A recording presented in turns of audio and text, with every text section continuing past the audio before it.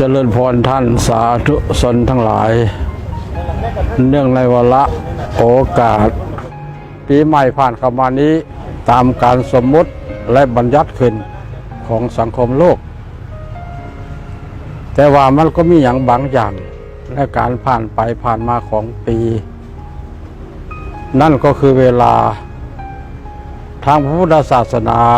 ถือว่าเป็นสิ่งสำคัญพระพุทธเจ้าสอนพุทธบริษัททั้งหลายให้มันนึกถึงเวลาให้รู้จักคุณค่าของเวลาว่าเวลานั้นผ่านไปเขาเห็นอย่างอยู่พระพุทธเจ้ามีปกติสอนอยู่อย่างนี้การที่พระพุทธเจ้าสอนอยู่อย่างนี้ก็เพราะว่าเพื่อบ่ให้มวลบุรุษทั้งหลายประมาทมัวเมาในวัยในชีวิตเพราะว่าวันเวลาที่มันผ่านไปผลได้ผ่านไปแต่วันและเวลามันยังเอาอายุสังขารของพวกเราท่านทั้งหลายทั้งบัณฑิตคนพาลบรรพชิตเฒ่าแก่หนุ่มสาวเด็กน้อยก็ค่อยเคลื่อนไปหมดทุกคนหากชีวิตนั้นเคลื่อนไปกับด้วยความดีความงามเคลื่อนไปกับด้วยบุญด้วยกุศลเคลื่อนไปกับด้วยประโยชน์ตนและประโยชน์ผู้อื่นเคลื่อนไปกับด้วยประโยชน์ของสังคมและประเทศชาติก็ถือว่าชีวิตมีกำไรชีวิตบ่เป็นหมันชีวิตบ่เป่าประโยชน์พระพุทธเจ้าตรัสเป็นสุภาษิตไว้ว่าสุนัขขัดตังสุมังคะลังสุปะพะตังสุจิตังเลิกดียามดีมงคลดีสว่างดีย่อมเกิดมีแก่บุคคลผู้ที่สร้างประโยชน์ตนและประโยชน์คนอื่นประโยชน์ของสังคม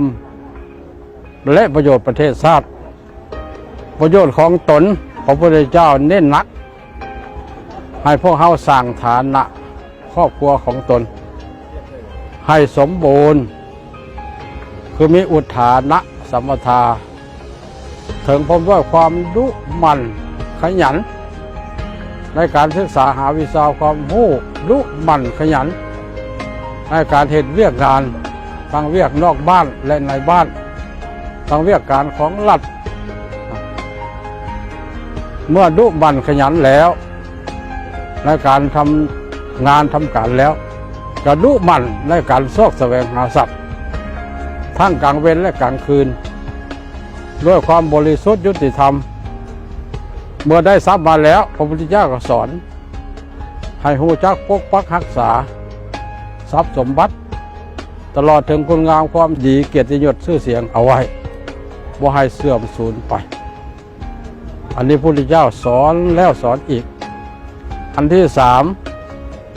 คบหมู่เพื่อนที่ดีหมู่เพื่อนที่ดีคือหมู่เพื่อนที่มีความรู้ดีมีความประพฤติดีประการที่สี่ให้เลี้ยงชีวิตพอเหมาะพอดีพอเหมาะพอเพียงบ่น้อยเกินไปบ่หลายเกินไปใช้จ่ายให้สมดุลกับรายได้ถ้าว่าเป็นคาถาว่าอุอากะสะเอิ้นว่าหัวใจของเศรษฐีดุมันขยันหารักษาดี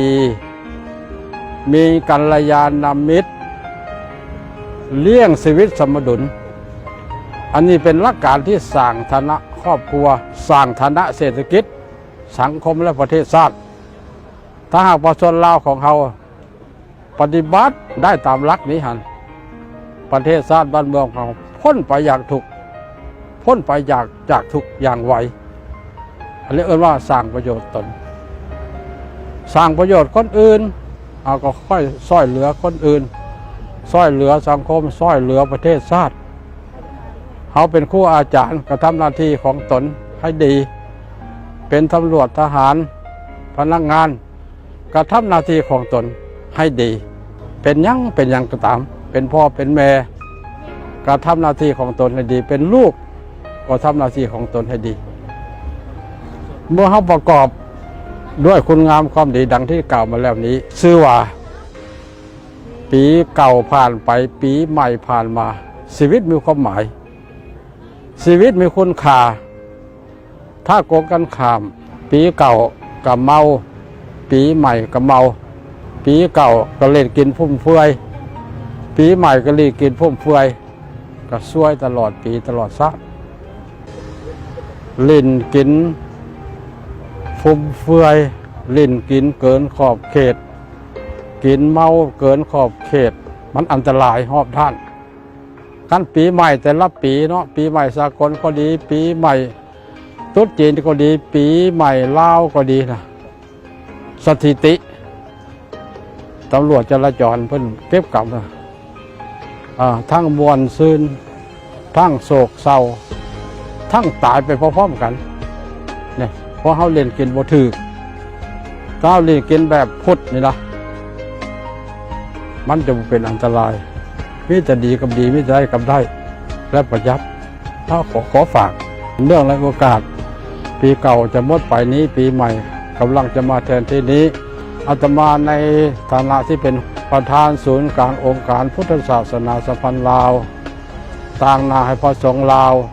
ทั่วประเทศต่างหน้าให้ศาสนิกชนลาวทั่วประเทศขออวยพรใส่ให้ผู้นำภาครัฐพนักงานทหารตำรวจ